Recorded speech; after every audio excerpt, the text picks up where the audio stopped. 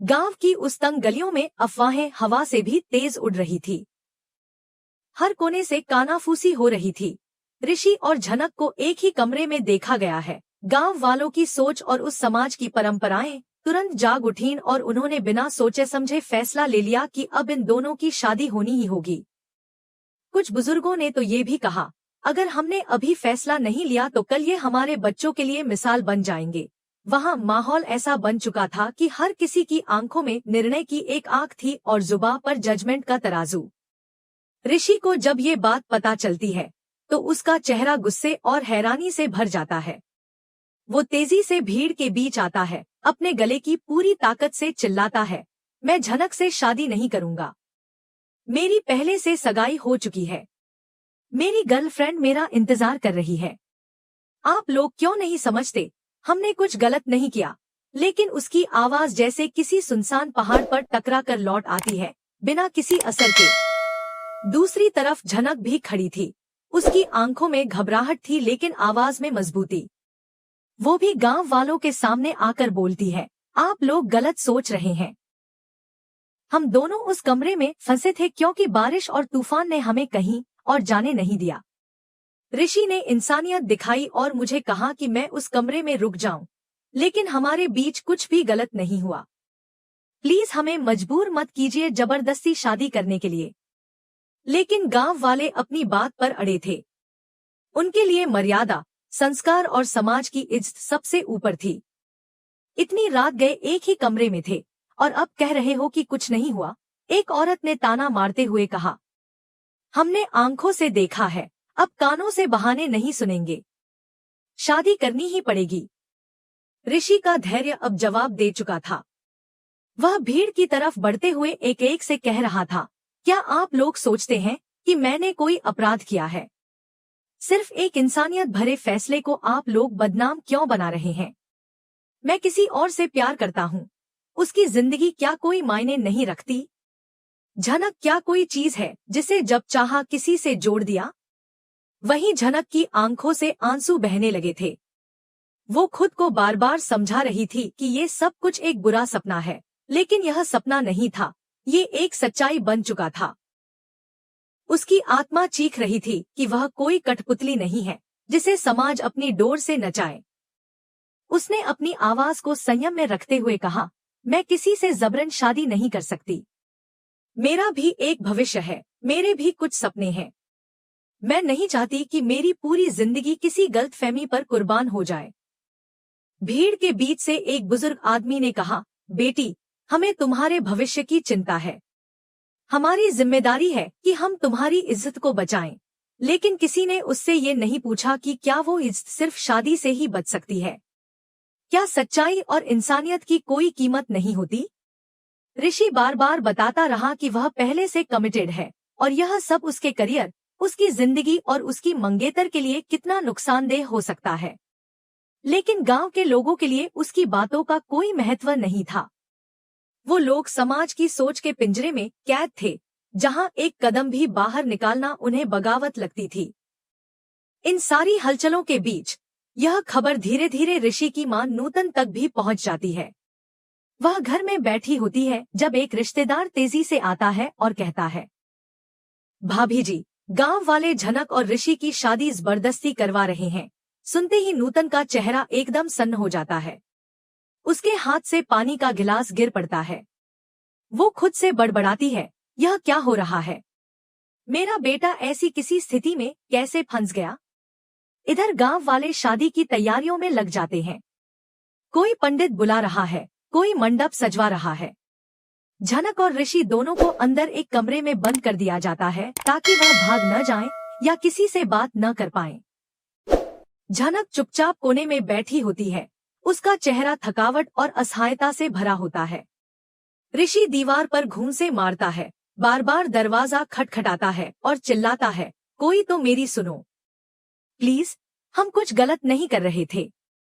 आप लोग हमें सजा क्यों दे रहे हो? कमरे में एक खामोशी सी छा जाती है। बाहर संगीत की आवाजें, मंत्रों की गूंज और रस्मों की तैयारी चल रही होती है, लेकिन उस कमरे में सिर्फ टूटते हुए सपनों की गूंज होती है। झनक अपने मन में सोचती है कि क्या उसका भाग्य हमेशा किसी और की सोच से तय होगा? क्या उसकी जिंदगी कभी उसकी अपनी हो पाएगी? और तभी बाहर अचानक कुछ ऐसा होता है जो इस पूरे घटनाक्रम को एक नया मोड़ देने वाला होता है। नूतन के लिए यह पल किसी बुरे सपने से कम नहीं था। जैसे ही उसे यह खबर मिली कि गांव वाले झनक और ऋषि की जबरदस्ती शादी करवाने जा रहे हैं, उसके पूरे वजूद में हलचल मच गई। उसकी आंखों के सामने अतीत की धुंधली परछाइयां एक एक करके साफ होने लगी। वह वहीं बैठ गई और जैसे ही होश में आई, दौड़ती हुई उन लोगों के बीच पहुंची जो शादी की तैयारियों में लगे हुए थे। उसका चेहरा घबराहट से भरा हुआ था और आंखों में एक ऐसी बेचैनी थी जो उसने सालों से छुपा रखी थी। वह सबके सामने हाथ जोड़कर गिड़गिड़ाने लगी, प्लीज मेरी बेटी की जिंदगी मत बर्बाद कीजिए। आप नहीं समझ सकते कि एक जबरदस्ती की शादी कैसे इंसान की पूरी जिंदगी को तबाह कर देती है। गांव के लोग उसकी बातें अनसुनी कर रहे थे, लेकिन नूतन की आवाज अब तेज हो रही थी। उसकी आंखों में वो सारे दृश्य घूमने लगे जब उसकी खुद की शादी अनिरुद्ध से जबरदस्ती करवाई गई थी। एक ऐसा रिश्ता जिसमें न तो प्यार था न सम्मान, बस समाज की मर्यादा और झूठी परंपराएं थी। नूतन का दिल कांप उठा। उसे याद आया कैसे वह भी कभी एक उम्मीदों से भरी लड़की थी जो अपने सपनों को लेकर जीना चाहती थी, लेकिन समाज ने उसे एक बंद कमरे में धकेल दिया था, जहां उसे एक ऐसे रिश्ते को निभाना पड़ा जिसे उसने कभी स्वीकार ही नहीं किया था। और अब वही कहानी उसकी बेटी झनक के साथ दोहराई जा रही थी। उसने भी तो कभी झनक के सपनों को पढ़ा था, उसकी आंखों की चमक को महसूस किया था जब वह अपनी पढ़ाई की बात करती थी, जब वह अपने भविष्य की बातें करती थी, जब वह कहती थी, माँ मैं कुछ बनकर दिखाऊंगी। लेकिन आज वो सारे सपने, सारी बातें धुंधली होती जा रही थी। अगर उसकी शादी ऋषि से हो गई तो वो भी उसकी तरह एक बेजान जिंदगी में कैद हो जाएगी, जहां कोई उसकी भावनाओं को नहीं समझेगा। वो भी एक मजबूर और लाचार लड़की बन जाएगी, जिसे लोग कभी इज्जत बचाने वाली तो कभी बर्बादी की मूरत कहेंगे। नूतन ने अपने आंसुओं से भरे स्वर में कहा, क्या आपको ये नहीं दिखता कि मेरी बेटी इस शादी के लिए तैयार नहीं है? वो सिर्फ उस कमरे में इसलिए थी क्योंकि बारिश ने रास्ते बंद कर दिए थे। क्या एक लड़की की मजबूरी को उसकी गलती बना दिया जाएगा? लेकिन भीड़ की सोच बदलने में वक्त लगता है, और वहां मौजूद लोगों ने जैसे पहले से ही निर्णय ले लिया था कि शादी होगी, चाहे जैसे भी हो।